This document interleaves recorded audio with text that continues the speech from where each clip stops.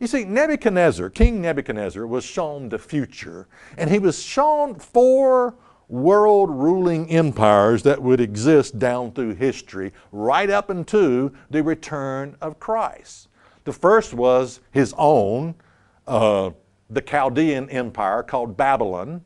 That was his empire. Second was the Persian Empire called the Medo-Persian. The third was the Greece or Macedonian under Alexander the Great. The fourth was the Roman Empire, to have 7 successive revivals that leads up to the end time and the return of Christ to this earth. 10 kings, 10 rulers represented by the 10 toes of this statue that Nebuchadnezzar saw in his vision in a dream that was explained to him by Daniel.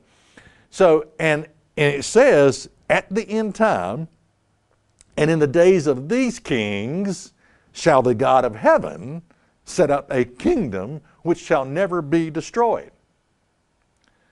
All right, at the end time. Where is this kingdom? Well, it's right here. It's going to be on planet Earth. Daniel 7 and verse 14. It says, and there was given him dominion and glory and a kingdom that all people, nations, and language should serve him.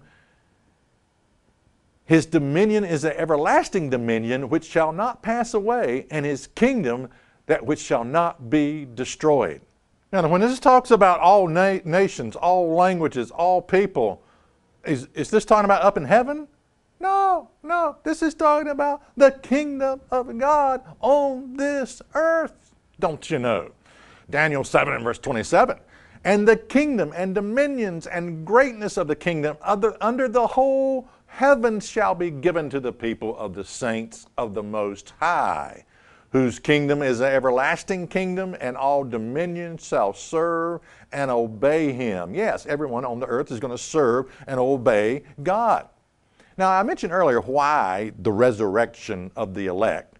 This is God's first agenda when he returns, to gather the elect.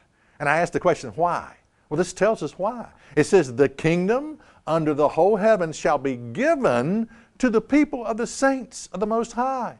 Yeah, it's going to be given to you, the elect of God. This is a fascinating statement when you think about it. Let's take a look at Micah 4 and verse 1. It says, but in the last days it shall come to pass that the mountain of the house of the Lord shall be established in the top of the mountains, and it shall be exalted above the hills, and people shall flow into it. What's this talking about? Is this talking about heaven? No, it's talking about the kingdom of God on this earth. It's going to be a beacon for the whole world to see. This is not church and religion, folks. This is a relationship with God. This is a way of life that works for all people, this kingdom of God on this earth.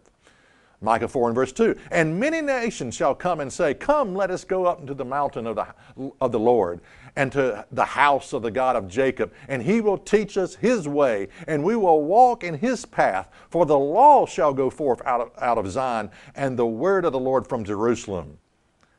You know, the reason God is going to teach us his way is because our way hasn't worked. And people are going to be eager to learn at this point.